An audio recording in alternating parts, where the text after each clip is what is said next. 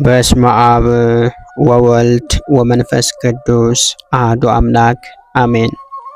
በመጀመሪያም በክርስቶስ ክርስቲያን በወልድ ውሉድ በመንፈስ ቅዱስ መንፈሳውያን የተሰኛችሁ የክርስቶስ ቤተሰቦች የእናታችን የእመቤታችን የቅድስት ድንግል ማርያም የአስራት ያደራ ልጆች እስከ ሞት ድረስ በወደደንና ባፈቀረን በጌታችንና በአምላካችን በመድኃኒታችን በኢየሱስ ክርስቶስ ፍጹም የሰላምታ ቃል ሰላም እላችኋለሁ። እንደምን ሰነበታችሁ?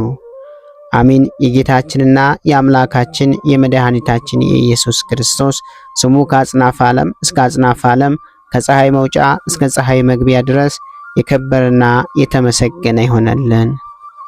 እንዲሁም አትለየውምና እናቱ እናታችን እመቤታችን ቅድስት ድንግል ማርያም ስሟ የከበረና የተመሰገነ ይሆነልን። ቅዱሳን መላእክት፣ ቅዱሳን ጻድቃን፣ ቅዱሳን ሰማዕታት እግዚአብሔር ያከበራቸው ሁሉ እንደየክብራቸውና እንደየሞገሳቸው የተመሰገኑና የተከበሩ ይሆነልን። እንዲሁም የተወደዳችሁና የተከበራችሁ የሰንበት ሚዲያ የዩቲዩብ ቻናል ተከታታዮች ሁላችሁም በያላችሁበት የዓለም ክፍል የእግዚአብሔር አምላክ ሰላምና ፍቅር ከእናንተ ጋር ይሁን።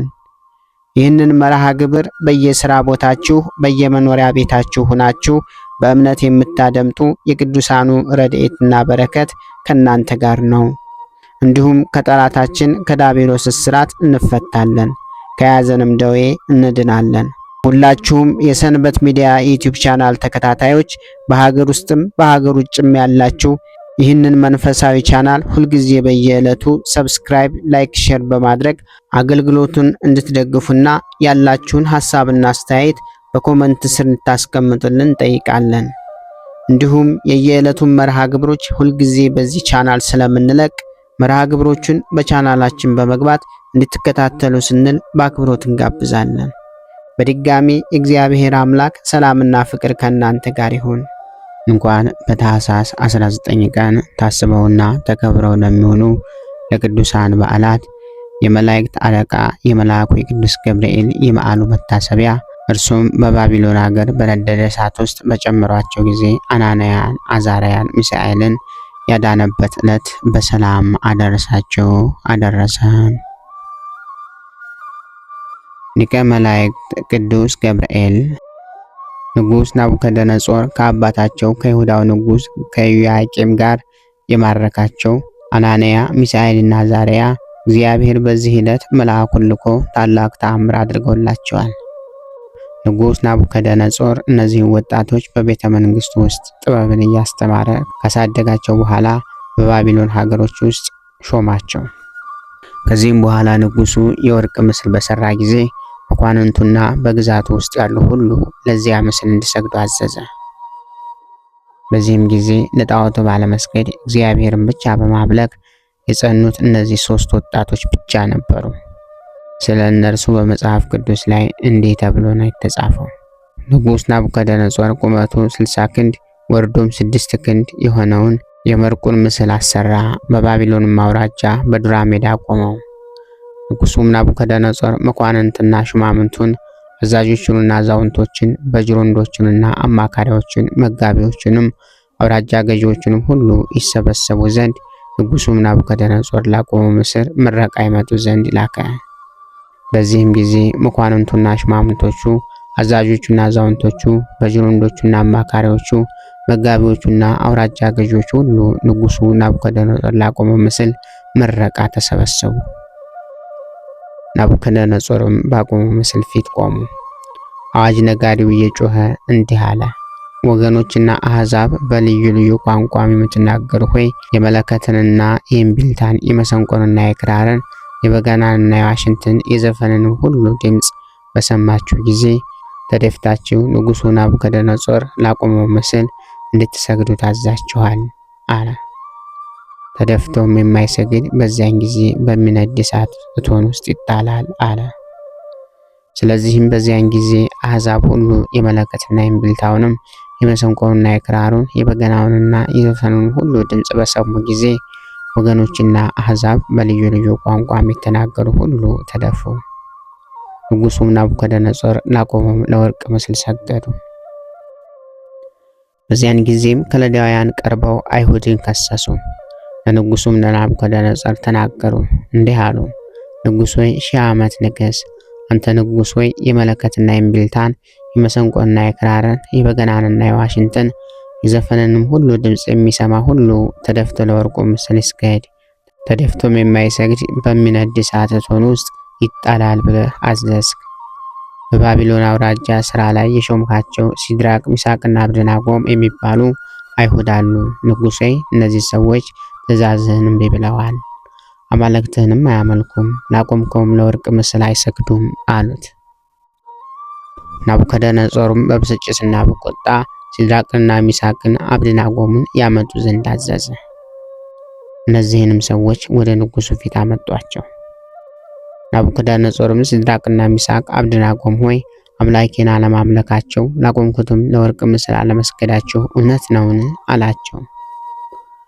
አሁንም የእምቢልታውን የመሰንቆውንና የክራሩን የበገናውንና የዋሽንቱን የዘፈኑን ሁሉ ድምፅ በሰማችሁ ጊዜ ተደፍታችሁ ላሰራሁት ምስል ብትሰግዱ መልካም ነው፣ ባትሰግዱ ግን በዚያ ጊዜ በሚነድ እሳት እቶን ውስጥ ትጣላላችሁ። ከእጅስ የሚያድናችሁ አምላክ ማን ነው? ብሎ ተናገራቸው። ሲድራቅና ሚሳቅ አብደናጎም መለሱ፣ ንጉሡ ናቡከደነጾር ሆይ በዚህ ነገር እንመልስልህ ዘንድ አስፈላጊያችን አይደለም። የምናመልከው አምላካችን ከሚነደው ከእሳት እቶን ያድነን ዘንድ ይችላል፣ ከእጅህም ያድነናል። ነገር ግን ንጉሥ ሆይ እርሱ ባያድነን አማልክትህን እንዳናመልክ ላቆምከውም ለወርቅ ምስል እንዳንሰግድ እወቅ አሉት። የዚያን ጊዜ ንጉሡ ናቡከደነጾር በሲድራቅና በሚሳቅ በአብደናጎም ላይ ቁጣ ሞላበት፣ የፊቱም መልክ ተለወጠባቸው። እርሱም ተናገረ፣ የእቶንም እሳት ይነድ ከነበረው ይልቅ 7 እጥፍ አድርገው እንዳነዱ ታዘዘ። ሲድራቅና ሚሳቅን አብደናጎንም ያስሩ ዘንድ ወደሚነደው እቶን እሳትም ይጥሏቸው ዘንድ በሰራዊቱ ውስጥ ከነበሩ ኃያላን አዘዘ። የዚያን ጊዜም እነዚህን ሰዎች ከሰናፊላቸውና ከቀሚሳቸው ከመጎናጸፊያቸውም ከቀረውም ልብሳቸው ጋር ታስረው በሚነድ በእቶን እሳት ውስጥ ተጣሉ። የንጉሱም ትእዛዝ አስቸኳይ ስለሆነ የእቶኑም እሳት እጅግ ስለሚነድ ሲድራቅና ሚሳቅን አብደናጎን የጣሏቸውን ሰዎች የእሳቱ ወላፈን ገደላቸው። እነዚህም 3 ሰዎች ሲድራቅና ሚሳቅ አብደናጎም ታስረው በሚነደው በእቶን እሳት ውስጥ ወደቁ። የዚያን ጊዜም ንጉሥ ናቡከደነጾር ተደነቀ፣ ፈጥኖም ተነሳ። አማካሪዎችንም 3 ሰዎች አስረን በእሳት ውስጥ ጥለን አልነበረምን? ብሎ ተናገራቸው። እርሱም ንጉሥ ሆይ እውነት ነው ብለው ለንጉሱ መለሱለት። እርሱም እነሆ እኔ የተፈቱ በእሳቱም መካከል የሚመላለሱ 4 ሰዎችን አያለው፣ ምንም አላቆስላቸውም። የ4ተኛውን መልክ የአማልክትን ልጅ ይመስላል ብሎ መለሰ። የዚያንም ጊዜ ናቡከደነጾር ወደሚነደው ወደ እቶን እሳቱ በር ቀርቦ እናንተ የልዑል አምላክ ባሪያዎች ሲድራቅ፣ ሚሳቅ፣ አብደናጎም ኑ ውጡ ብሎ ተናገራቸው። ሲድራቅና ሚሳቅም አብደናጎም ከእሳቱ መካከል ወጡ። መሳፍንቱና ሽማምንቶቹም አዛዦቹና የንጉሱ አማካሪዎች ተሰብስበው እሳቱ በእነዚያ ሰዎች አካል ላይ ኃይል እንዳልነበረው፣ የራሳቸውም ጠጉር እንዳልተቃጠለች፣ ሰናፊላቸውም እንዳልተለወጠ፣ የእሳቱም ሽታ እንዳልደረሰባቸው አዩ።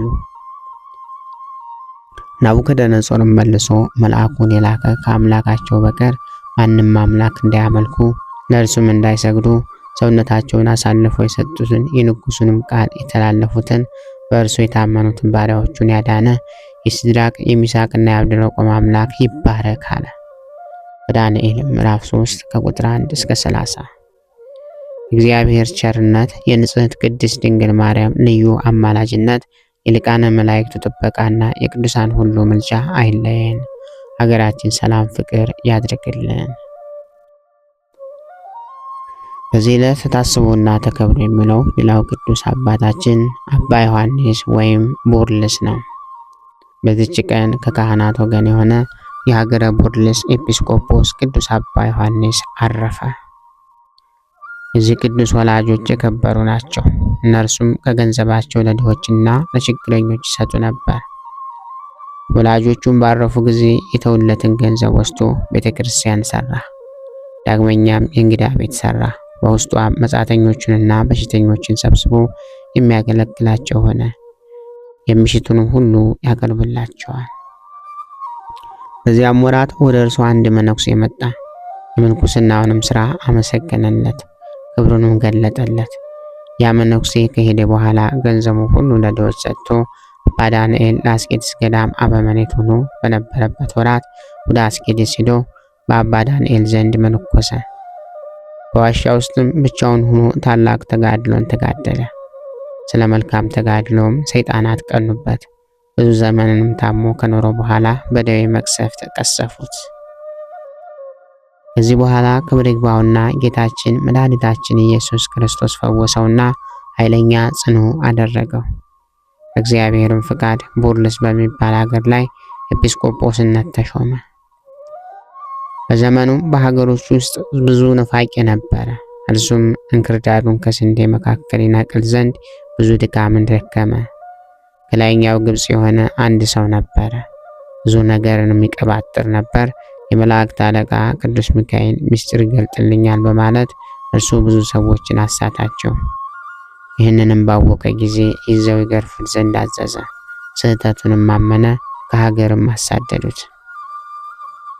ነቢይ ዕንባቆም ይታየኛል፣ ብዙ ምስጢራትንም ይገልጥልኛል የሚል ሌላ ሰው ነበረ። ብዙዎችም ተከተሉት። እርሱንም አሳደደው። ትምህርቱንም አጠፋ። መጽሐፍቱንም ቀደደ። የሳቱትንም ወደ ቀናች ሃይማኖት መለሳቸው። ይህ አባ ዮሐንስም መሥዋዕት እንደማሳረግ በሚቀድስ ጊዜ ፊቱ እሳት ይሆናል፣ ስጋውም ከእሳት ማንደጃ ውስጥ እንደወጣ ይሆናል። እንባውም እንደ ዝናብ ይዘንባል። የመላእክት ሰራዊትን በመሰዊያው ዙሪያ በግልጥ ያያቸዋልና። ህብስቱን በሚፈትቱ ጊዜ ሶስቱን የመፈተቻ ምስጋናዎች አንብቦ ጽዋውን ሲባርከው እንደ ፍም የጋለ ሆኖ ጽዋውን ያገኘዋል። ከዚህም በኋላ በዘመኑ በቀን ከበሉ በኋላ በአንድ ቀን ሁለተኛ የሚቆርሱ ክፉዎች ሰዎች ተነሱ። አስተማራቸውም ገሰጻቸውም፣ ግን አልተመለሱም። ዳግመኛም አወገዛቸው። ባልተመለሱም ጊዜ ስለ እሳቸው ጌታን ለመነው። እሳትም ከሰማይ ወርዶ አለቃቸውን አቃጠለው። የቀሩትም ይህንን አይተው እጅግ ፈሩ። ተጸጽተውም ወደ ቀናች ሃይማኖት ተመለሱ።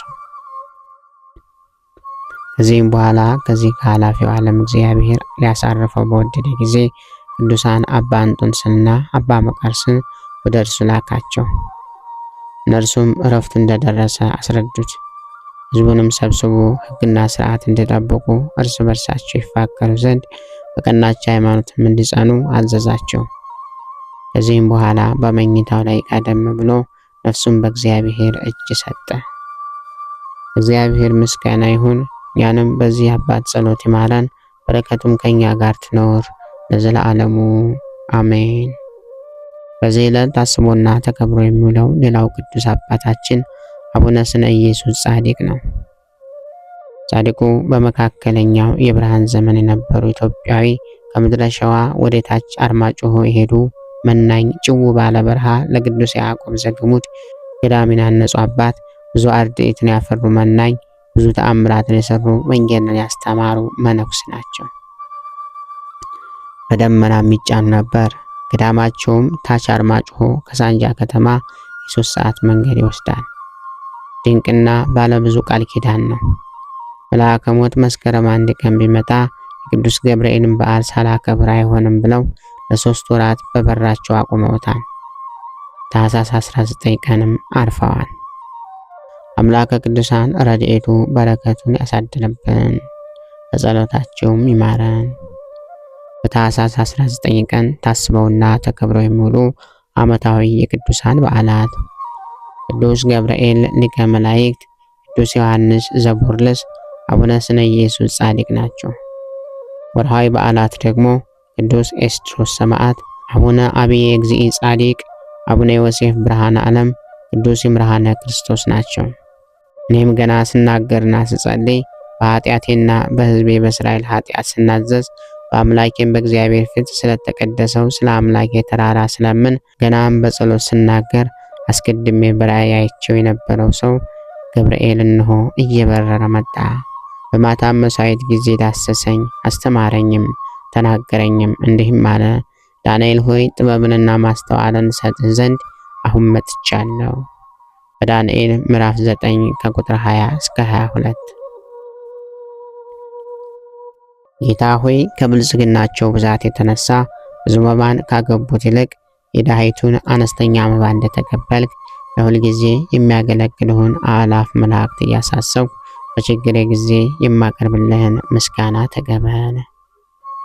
እናንተም ቅዱሳን ነቢያት፣ የወንጌል ሰባኪያን ሐዋርያት፣ ሰማዕታትና ጻድቃን፣ ትጉሃን መላእክት፣ ፍጹማን ደናግል እንዲሁም ደጋጎች መነኩሳት ወይ ልጅ አዋቂ ሳይለይ የምንሰበሰብበትን የጉባኤ ቦታ ባርኩ።